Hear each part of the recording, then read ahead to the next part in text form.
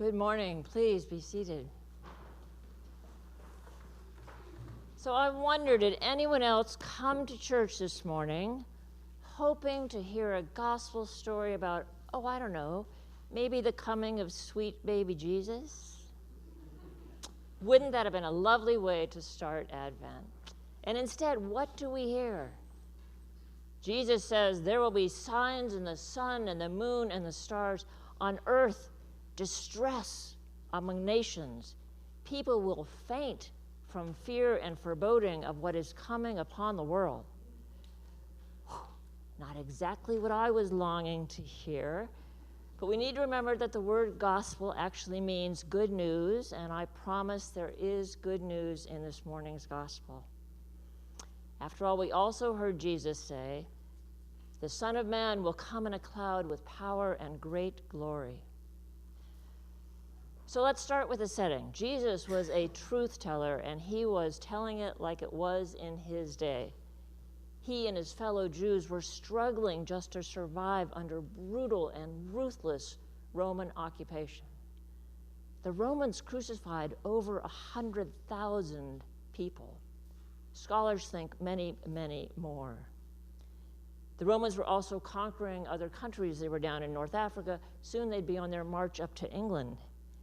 This was surely a time of distress among the nations. And let us also be truth tellers.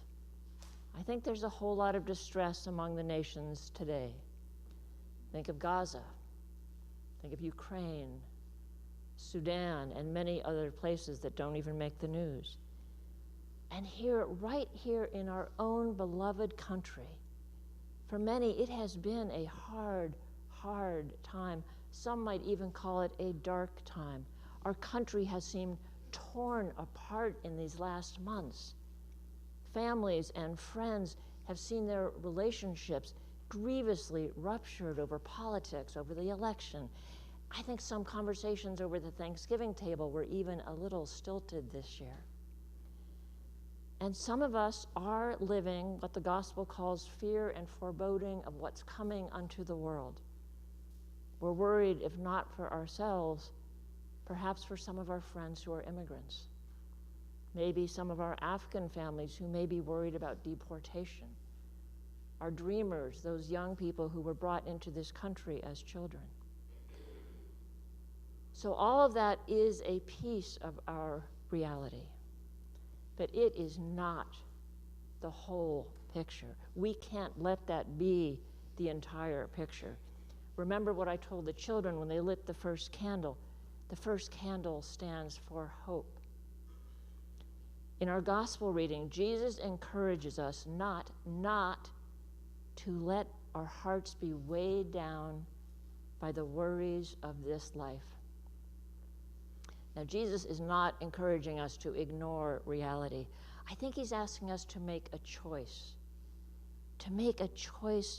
to trust in God and to live in hope.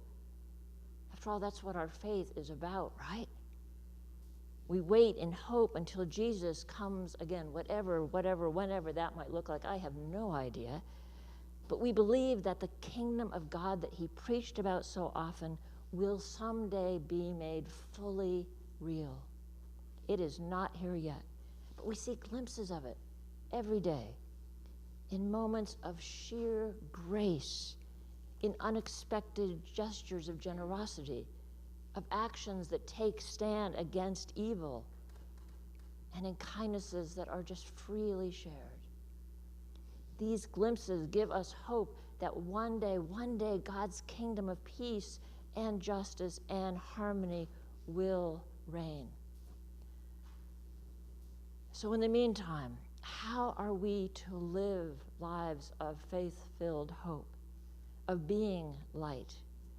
I would suggest that it is about finding and recognizing moments of light in the darkness and being light for others. When I'm feeling angsty, when I am just like, things are just too foreboding, I ask Jesus to shine his light in that darkness. There's a passage in John's gospel you may remember when Jesus promises, "I am the light of the world. Whoever follows me will never walk in darkness, but will have the light of life. I'm trusting that most of you put your trust in that light as well. What did we just sing in the gospel hymn? Christ is the world's true light. New life, new hope awakes for all who own his sway. Freedom her bondage breaks, and night is turned to day. If you do nothing else, go home and read every verse of that hymn. It is beautiful. And Jesus was also pretty clear that he is not going to make the whole world brighter on his own. We can't just sit around waiting for him to make another appearance. Do you remember in his Sermon on the Mount, Jesus told his followers, he's telling us, you are the light of the world. He said, let your light shine before others. So here we are on the first Sunday of Advent. We just lit the hope candle. How is Jesus calling us to be signs of hope, helping to shine that light in the darkness? I saw a bumper sticker that might have been created in direct response to today's readings. It says, Jesus is coming, look busy. Kind of funny, right? But I'm not convinced that we all need to be especially busy to shine Christ's light. In fact, I wonder if Advent might be a time when we should change that wording. Instead of look busy, how about Jesus is coming, slow down? This morning, I would invite all of us into an Advent season of slowing down. Whether or not you are feeling mired in time of darkness, let's slow down to recognize the many, many points of light that surround us, that enlighten us every day. Being here together, being part of this beloved community is surely among those gifts of light. If we're feeling anxious, let's remember to slow down and take a deep breath. It's actually proven medically to have benefit for us. Our heart rates go down, our blood pressure goes down, the stress hormones in us go down when we breathe deeply. It's healthy for us to slow down. And I would suggest that slowing down means taking time, no matter all the busyness in your life, to sit and read a good book. The book that Merritt suggested for our all-parish read is brilliant. She is a wise, wonderful scholar and easy to read. So take some quiet time and enjoy reading that. Slowing down also definitely means taking the time to think of others. There's so many really easy ways we can shine light in the darkness for our friends. You all know the Christmas season can be so hard for people who are mourning the loss of loved ones. So please reach out. Invite someone who would find comfort in our Blue Christmas service. Be a light for them just by inviting them and then sitting with them during the service. Ponder who you know who might be seeking a spiritual home, especially at Christmas time, but doesn't go to a church. They don't have a church. How easy is it to invite them to one of our Christmas services? And for some of us, slowing down might mean taking the time to ponder where we are going to put our energy for social justice in the months and years ahead. We don't need to jump into action right now, but it is a great time for quiet and prayerful discernment.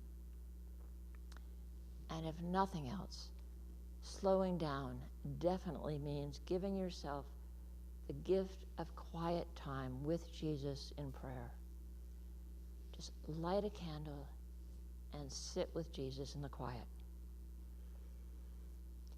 It is a good time for lighting candles in the dark.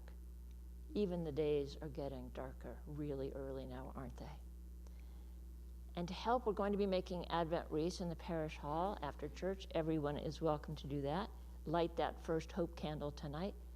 But if you don't join us or don't have an Advent candle, or even if you do, I have a very small gift for each of you as you walk out of church. It's just a small candle. But I want everyone to slow down and light a candle or many candles each and every night of Advent as we say a prayer for one another. Picture what that would look like. Picture what that would look like inside as we know that little sparks of flame are growing brighter and brighter in each one of our homes as we are surrounded and embraced by the light of Christ and the love of one another. Jesus is coming, friends. Slow down.